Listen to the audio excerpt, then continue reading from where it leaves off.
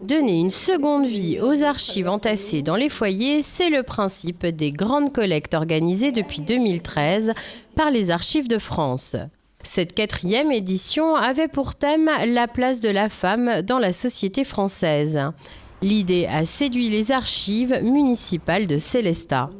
Cette année, étant donné le sujet, la thématique donc de la place des femmes dans la société française, je me suis dit c'est un sujet qui m'intéresse vraiment et je suis persuadée que nous trouverons beaucoup de personnes qui souhaiteront y participer.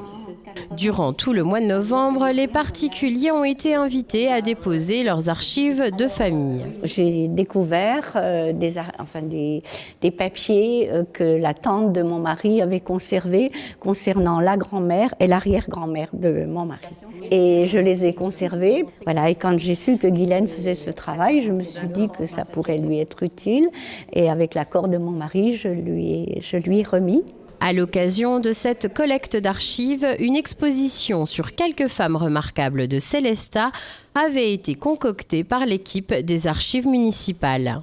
Je me suis dit qu'on ne pouvait pas accueillir les femmes qui allaient, ou les hommes, qui allaient venir nous apporter leurs dons ou leurs dépôts sans avoir quelque chose à leur montrer.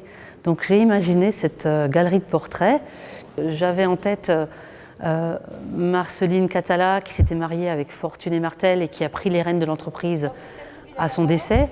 On peut aussi citer des femmes qui ne sont pas très connues comme Alice Javal et Elfriede Riotte qui ont été respectivement pilotes d'avions et de dirigeables.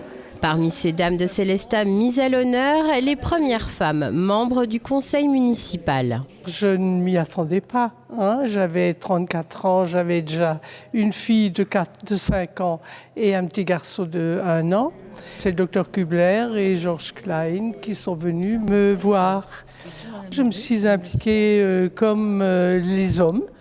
Je ne me suis pas du tout présentée dans mon rôle de femme. Je ne me trouvais pas différente.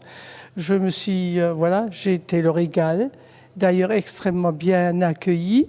Il n'y a jamais eu de problème. Quant aux documents donnés ou prêtés par les particuliers, certains feront l'objet d'une numérisation. Ils seront à terme visibles sur les pages internet du site de la ville de Sélestat.